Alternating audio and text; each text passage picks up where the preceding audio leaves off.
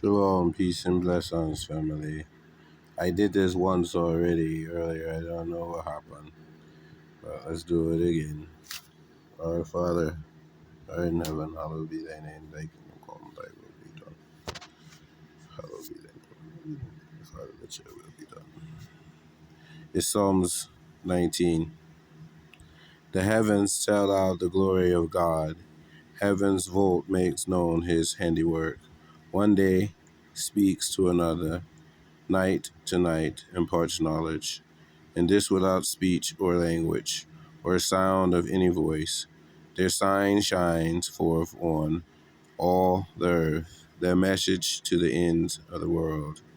And the heavens and abode is fixed for the sun, which comes out like the bridegroom from the bridal chamber, rejoicing like a strong man to run his course. Its rising is at one end of the heavens, its circuit reaches from one end to the other, and nothing is hidden from its heat. The law of the Lord is perfect and revives the soul. The Lord's instruction never fails, it makes the simple wise. The precepts of the Lord are right and give joy to the heart. The commandment of the Lord is pure and gives light to the eyes. The fear of the Lord is unsoiled. It abides forever. The Lord's judgments are true and righteous, every one. More to be desired than gold, pure gold in plenty, sweeter than honey dripping from the comb. It is through them that your servant is warned. In obeying them is great reward. Who is aware of his unwitting sins? Cleanse me of any secret fault. Hold back your servant also from willful sins, lest they get the better of me. Then I shall be blameless, innocent of grave offense. May the words of my mouth and the thoughts of my mind be acceptable to you, Lord, my rock and my redeemer, most high, living one, Alpha, Omega, beginning and end, and all things in between. Without you, there can be no two. Zero is no number, but without the Father, there can be nothing. You get it? You understand? And so, and you have that first verse right there, too. Just zoom in on that one right there. One on earth. And the Father is above the earth, and he is with you, which makes two. And then you can have three. Then you can have three. The two and that one right there. That's the Trinity, right? To me, you know. And then you get your helpmate under that, and you become two, and then three, and then four, and so on and so forth. Under the Father, you're two or three are gathered, there shall he be in the midst. You know. So, yeah, whatever. But you can call me a fanatic or whatever, but I believe there is a God. There has to be, because I'm still carrying on. And I ain't ready to die. I don't want to commit suicide. I don't want to take my life. I look forward to life. I look forward to true life and life in abundance from the Father, from the Most High. Because when you know what you know, you know what you know. You know the life. You can't be in an illusion of the oppression, or the heartache, or the pain that's been inflicted on you. You may have inflicted pain, but you was receiving pain as well. And so once you know this, you stop it. You don't want to inflict pain. You want to inflict love, peace, and happiness, joy, to make up for those past lives and those past things you did out of spite or out of anger or whatever reason, because now you're knowing the effects of these things. There's no other outcome when you're strifing or fighting or arguing with someone.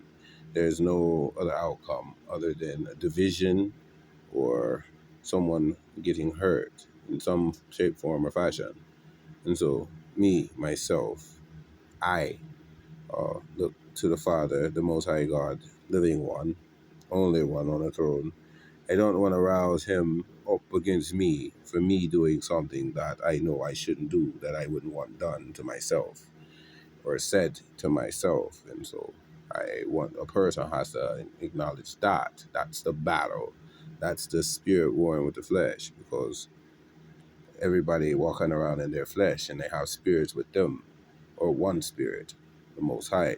I believe I just have the one spirit with me, the Father, Most High, and the Holy Host. And I have a lot of spirits around me, but I know that each one is one. They belong to themselves, unless they have attachments to them. Like, but you see that when they face cringing up and they want to lash out, or they doing something they ain't got no business, raping, stealing, shooting, hurting, causing some kind of affliction, take on. This is what they're doing. So I try to endure through that stuff and separate myself from that, because I have caused heartache, I have caused pain. But now I cry out from Zion to the Most High to shut down his light and let his kingdom reign here on the earth. That's what I wish for, to be present everywhere, at least all around me, and my shield and my buckler, and wherever my feet go, wherever my feet take me to. I hope that the presence is peaceful and those around want to live life and do for life and contribute to life as I wish to contribute to life. And so, if I can, to each and every person, because you have people in your life who are not in your life, and you have people who come in your life that stay in your life, and they'll tell you, I'm pretty sure they'll tell you, hey man, it's enough, or have enough, or whatever.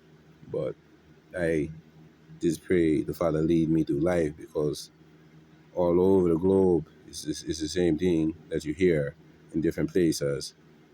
People going through heartache and pain. I'm not going through, as far as what I hear, I'm not going through as much as other people. So, yes, I'm separated from certain people, but it's always a separation from people. You can be around people and be separated from them in their mind, because they might be on their phone, on Facebook or Instagram or TikTok, or making a video, and they could be doing something and this and that. So we can be around each other and still be separated from each other. That's something I've always known. Just being in prison. Being in prison, you have people who may think about you and may write you a letter, but you can't see that person. But they took their time and their energy and they wrote that letter for a moment, time, and space. And to me, being in prison, that's one of the hardest things, because you're not used to that. And if it was like consistent, like if you get a letter every day, then it'd be a blessing, yes. But when you get a letter, then you expect a letter. When will the next one come?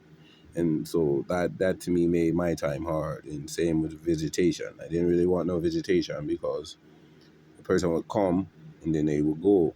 And once they're gone, they're gone. You're thinking about them and you can't do nothing for them because you're inside the prison. You can't see them no more until the next visit, if they able to make it to the next visit, or they had to put money on the books, and so that way you can call home. I didn't have that when I was in prison. I didn't have that consistency of being able to call home to someone to talk and ask someone to say, hey, go check up on my kids. You know what I mean? If you haven't. So all that was broken with me, but it was never broken in my spirit to where I could pray. And I consider my prayers answered, because none of my kids are dead, and they have had children, some of them. My son is in prison like I was, though, but there ain't nothing new under the sun. I believe he's strong. I talked to him a couple of times, and he can draw his butt off. He's a great artist. I must say, I tried to draw. I couldn't draw worth nothing, but his skills is unreal, and that to me is a blessing. And so that's why we should leave behind with my last little baby boy, whatever, to know that they have talent in them that no one can take away from them, that they can be truly whatever they desire to be. If they desire to write a book, or they desire to do whatever. I don't want them to be discouraged and just focus on adding and subtracting, because when you focus on that, you're not focused on yourself, and you need to focus on yourself too, to know thyself, and give praise and glory to the one who created thee. With that said, peace and blessing, shalom, my family. I love you.